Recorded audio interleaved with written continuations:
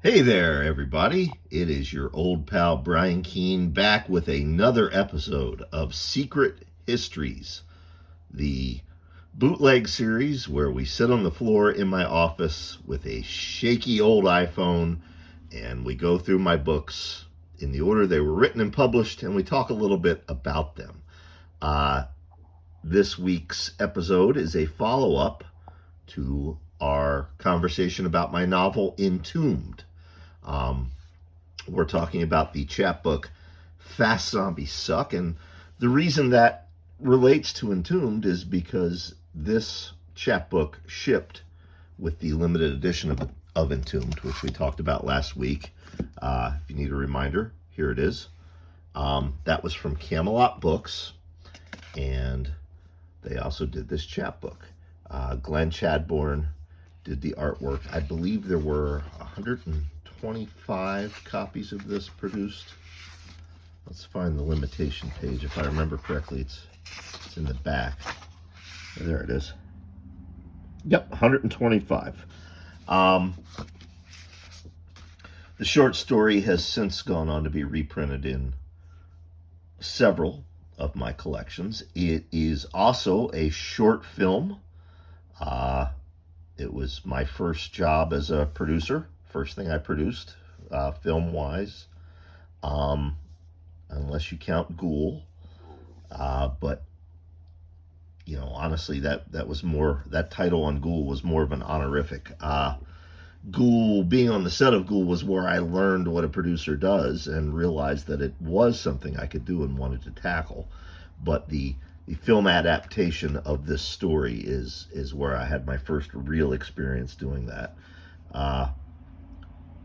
That also involved Mike Lombardo, who has since gone on to, do the award-winning feature film I'm Dreaming of a White Doomsday, working on his second feature film right now. Jeff Heimbuch, known mostly as a stand-up comic these days, but a filmmaker back in the day. He was the one who adapted my short story, The Ties That Bind. Of course, Matt Blasey, who needs no introduction to fans of the Blair Witch Project or of George Romero's later films. And in fact, this story, this chapbook, would not exist without George Romero. Very early in my career, a few months after The Rising had come out in paperback, I was at a convention in Baltimore, and there was a private party on Saturday night for, the celebrity guests, the actors who'd been signing, the authors who'd been signing, etc.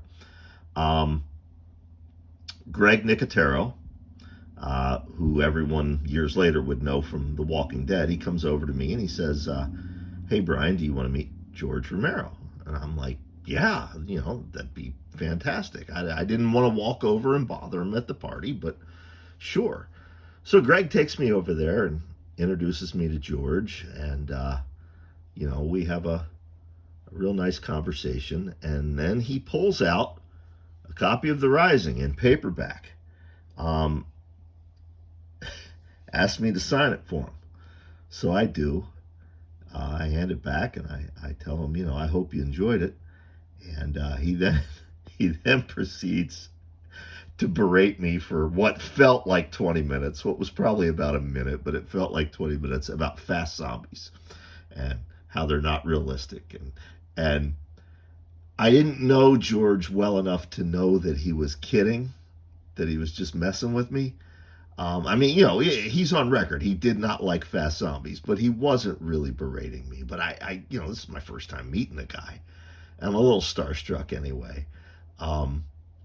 Author Drew Williams and actor Reggie Bannister watched the entire exchange, and they commented to me later that it looked like I was shrinking into myself. But anyway, eventually, of course, I realized, okay, George is just teasing me about it. Like a year later, we're both guests at a convention. I think City of the Dead had come out at that point, and Land of the Dead had come out. And, his table in the convention signing center is like here, and mine's over there. And people are coming in through this door. So I would see people at his table, and he's selling these T-shirts that say "Fast Zombies Suck," and then he would, I could watch. He had this gleeful little look. He'd tell him, he'd point over at my table. So all weekend long, people were coming by my table with their "Fast Zombies Suck" T-shirts. Um, but those people who came by also bought books because George was very good like that. He was a great dude, man, and he was always very kind to me, very supportive of me. Gave me some private advice and words of encouragement several times in my career. Just an absolute fucking professional and a gentleman, and I owe him a lot. And that was where this story came from. The title, "Fast Zombies Suck." If you've never read the story, or if you've never watched the movie, and by the way, the movie is available for free on my YouTube channel. Just go to briankeene.com, click my YouTube link, and the movie's right there. If you're watching this on Patreon, if a few months from now you're watching this on YouTube, well, then you're already on my YouTube channel, and hey, the movie's right there. You can watch it for free. But basically, I don't want to say too much about it, because to tell you the twist would spoil the entire story or the entire film. But it was, suffice to say, it was inspired by George and that friendly little jokey rivalry. And that's really all I have to say about this chapbook. Next, we will get into another iconic influence on me, Hunter S. Thompson, and my first collaboration with my old pal Nick Mamatis, and what a lot of fun that was.